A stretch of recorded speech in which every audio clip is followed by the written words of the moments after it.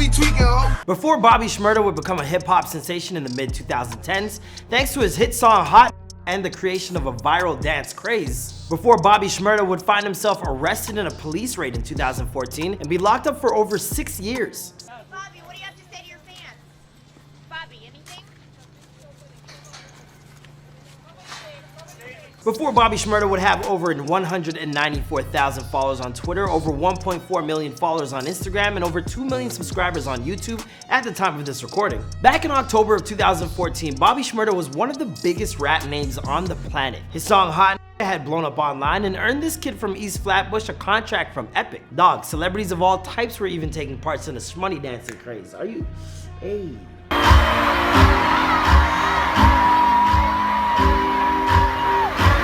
In an interview with New York Magazine in the fall of 2014, Bobby said, "My music is straight facts. There are a lot of gangsters in my hood." Within 2 months, those words would come back to haunt this talented young artist because just as quickly as he entered the spotlight, he disappeared after getting arrested during a police raid of his neighborhood crew. Before he knew it, Bobby Shmurda would find himself serving close to 7 years in prison and wouldn't taste freedom again until literally right now, in February 2021. But how did Bobby find himself in this predicament in the first place? And is he really as guilty as the police made him out to be? Hey, what's poppin', guys? It's your boy Marlon Palmer back at it again. Today, I'm gonna be doing my best to answer those questions for you as we celebrate Bobby Shmurda's release with a look at his come up in his brand new episode of Before They Are Famous.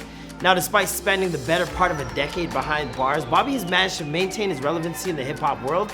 And as we deep dive into his story, I think you'll come to realize why he's such a passionate fan base. Don't forget to follow me on Instagram at ThatDudeMcFly if you want to let me know how we're doing. And let's get into the story.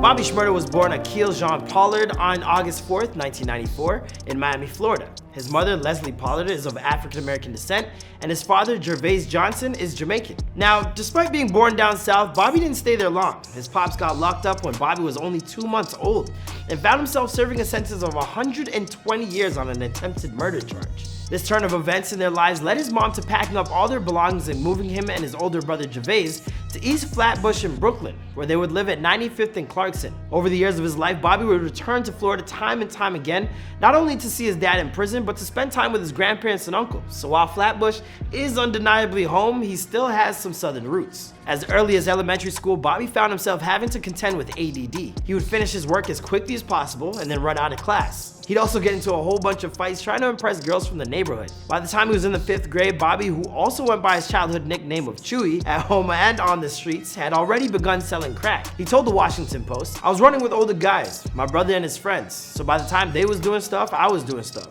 So they was like in the 9th grade. To Bobby, his neighborhood crew, an offshoot of the Crips, was family. But it wasn't always fun and games with his older brother and friends. Sometimes, since he was the youngest, they would pick on him relentlessly, especially when they got high. But Bobby would always stand his ground and defend himself. Eventually, they respected him for that. You'll come to find out respect is a big thing for Bobby. I be bragging, know my Crips official, so we let me get it cracking. I ain't from picking, but I'm known for pistol packing. For most of Bobby's childhood and teenage years, music was nothing more than an afterthought. Sometimes he would remix old songs, making his own versions of tracks by artists like 50 Cent, Jay-Z, Crime Mob. In fact, Nuck If You Buck by Crime Mob would be the first song he ever remixed when he was around 10 years old. He was also a big fan of acts like Tupac, Biggie, and Lil Wayne. I need to hear that Nuck If You Buck. I need to hear that remix, bruh. But most of the time, he was totally focused on his life on the street as part of this neighborhood crew. Before he was 18, Bobby had even spent 15 months in detention for violating probation on a gun charge. Then one day in late 2013, everything would change. Yeah, I almost got shot for it a couple times. Like, no, a little boy. I was like 11. Like you was 11, almost got shot. Yeah, nigga came up with guns like, listen, little nigga. Hey, what's going on? Cause you little now. On an evening in November of that year, Bobby was headed up the stairs of his apartment building to see a buddy named Pluto. Pluto was the local marijuana vendor in this part of town, and when Bobby got to his front door, he immediately felt something cold and hard touch the back of his head. When he turned around, he was staring directly down the barrel of a revolver. The man holding the weapon was wearing a ski mask, and he wasn't alone. He demanded to know where Pluto was at. Suddenly, Pluto's door opened, and there he was. But this action spooked the gunman, who immediately fired and shot Pluto. Bobby tried to plead that he didn't see anything happen, but the gunman dragged him inside the apartment where they ransacked the place to find money and weed. They instructed Bobby to lie on the floor while they did so. Eventually they left, and Bobby realized that his friend Pluto was dead. This was the moment he decided to make a serious attempt at a career that he had always fantasized about, but done nothing next to make real. He told GQ, "I felt like I survived for a reason." Within 2 months from that moment, he and his friend Rowdy had written over a dozen songs, more than enough for a mixtape, which they then took to selling on the street for $5 a pop. Inside of his neighborhood crew of Crips, a new faction was slowly coming together with Bobby as the figurehead, and this group became so close that they invented a pair of fake last names to go by, adding sh to money and murder to create the Shmoney and the Shmurdas. It came from like you know, when we was getting money, you gotta keep quiet. When we was doing things that we was supposed to do, you gotta keep quiet, you know? When they decided they needed a new name to go by, Bobby came up with GS9. This crew was more of a hip-hop collective than it was anything else, and recognizing the potential of Bobby's music, the GS9 crew decided to make music videos and upload them to YouTube. They chose Hot and Shmuddy Dance and paid a local kid $300 to shoot the videos for them. And now look at the payoff. Like, wow, some real shmoney. Just like that, in March of 2014, the Shmuddy Dance craze was born, and Hot would surpass over 20,000 views within a few weeks. By May, that track was a certified hit. Early on in his career, Bobby used members of his crew to be his managers, but after blowing up, he knew he needed real representation. So he reached out to his uncle, Christopher Debo Wilson, who ran a small hip-hop record label out of Miami called Hard Times. Wilson booked Bobby his first gigs to open for Meek Mill in Philly and Fabulous in New York. Suddenly, the music industry was beginning to take Bobby seriously. By July of 2014, Shot Money, an executive from Epic, and the man who shepherded 50 Cent to fame, would discover Bobby's music on YouTube, and 2 weeks later, Bobby was showcasing his talents to a room full of executives, and his infectious energy got him signed to their label. Oh, and got him pretty damn viral too. That video is epic. I don't care. In a strategic effort to get some distance between Bobby and his Flatbush crew, his uncle rented him a condo in Fort Lauderdale, where he could stay with a handful of his closest friends. For most of the summer of 2014, Bobby was on the road, touring all across the country, playing 5 shows a week and earning close to $20,000 a gig. He'd go on stage with Drake in New Jersey and even appeared on Jimmy Fallon and Jimmy Kimmel. I don't know, a lot of fun, but thank you so much for doing this. I appreciate it. It's gonna be good. But whenever Bobby would return home for a gig, he'd always find police camped out at his shows. Once late in the summer, Bobby arrived with his crew for a gig in Queens and found a whole bunch of cops waiting for them. A search was conducted and they found a joint, which got everyone arrested, even though they were eventually let go with no charges pressed. They had it out for my boy. Earlier that summer, Bobby had also been arrested while hanging out at his girlfriend's place with a couple of her friends. That night, the police executed a search warrant on the home and claimed to see Bobby holding a gun in one hand and a joint in the other. Bobby's version differs. He says that he wasn't holding anything. The police found the weapon during the search and told him that they were going to charge him with unlawful possession. Throughout all of this, Bobby was in the middle of recording his debut album. Shot Money tried to persuade him to do so in LA, but Bobby didn't like the city. The only place he really felt comfortable was at home in Flatbush. So eventually, the recording shifted to there. But by this point, his manager and uncle could read the writing on the wall. He knew things wouldn't end well in Brooklyn and decided to return to Miami, begging Bobby to come with him. Bobby never did, and they had a falling out. Yeah, I liar, man. Trying to sue me right now, I'm in jail, everything, man. Got lying ass.